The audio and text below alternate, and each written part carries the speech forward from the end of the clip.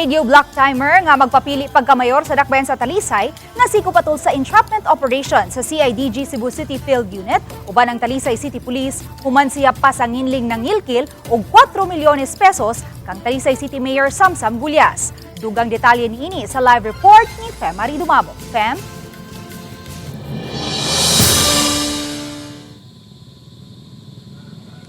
Yes, may pasangil ni Talisay City Mayor Samsam Gullas nga makadagang higayong may kontak kaniya ang maong radio block timer aron sa pagpangilkil.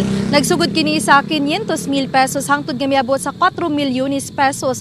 Isip matud pa bugti sa pagwedro sa kandidatura ini isip kaatbang sa pagkakandidato sa pagka-mayor ni Gullas sa sunod tuig nga eleksyon. Pasado alas 2 gahapon sa hapon, suzaw sa ka-coffee shop sa Barangay Lawaando sa dakbayan sa Talisay. Gidakop ang 44 anyos nga si Roger Simafranca. Si Simafranca mo kandidato pagka-mayor sa Talisay City at bang ni Gullas sa piniliay sa sunod tuig. Lakip sa gisikop ang kauban ining 37 anyos nga radio block timer usab. Matod pa napugo si Gullas pagdangop sa otoridad tungod kay nahasol na siya sa gihimo ni Simafranca nga kanunay magpadaog mensahe kaniya aron mangayo og kwarta. Bugti sa pagsibog niya sa kandidatura sa pagka-mayor sa dakbayan sa Talisay.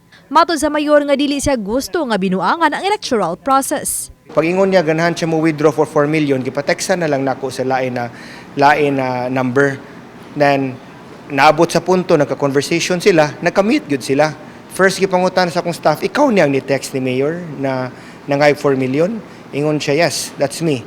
Then murag niingon din ako ang tao na digit na mo bayad si mayor kay di na to binuangan ang proseso sa eleksyon kay ang tao may magbuot di man kita.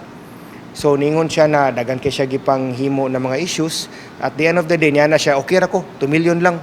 So medyo napuno ko, I made a complaint. Atol sa entrapment operation kagahapon, gisukipan og 10,000 pesos nga tinuod nga salapi ang budol money nga gisud sa green envelope nga maoy gitunol ug gidawat ni Simafranca. Sa iyang pagdawat diha nagisikop ang gireklamong radio block timer. Apan gihimaka kini ni Simafranca. Gibalik niya ang pasangil kang Gullas nga maoy nitanyag kaniya og salapi bugti sa pag-withdraw sa iyang kandidatura. Ang withdraw ka, pabayan na lang dyan.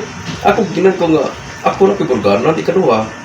Kung siya ko nga kanang magbabayad ko, sama ra nga ipakuwawan niya akong pamilya. Kaduha, number 1, wala ko nga nga, napag-record ng warta ko, aman. May kadungog mo nga ng warta ko, wala.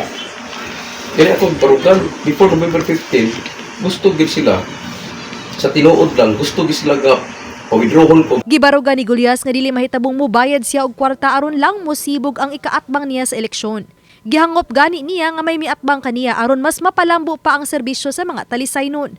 Taliwa sa iyang reklamo, why plano si Gullas nga ipa-disqualify si Simafranca. Wa man tay problema na natay kaatbang sa eleksyon. Ang problema lang gyud nako is kung naay modagan na dili seryosohon kay gusto ra magpabayad para mo withdraw. I will not even ask for a withdrawal from COMELEC.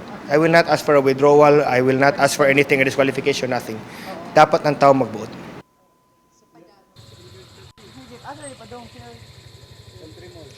May gikatakdang ipasaka ang kasong robbery extortion batok kang Simafranca og sa kauban niini karong Lunes. May Daghang salamat, Fem Dumabo.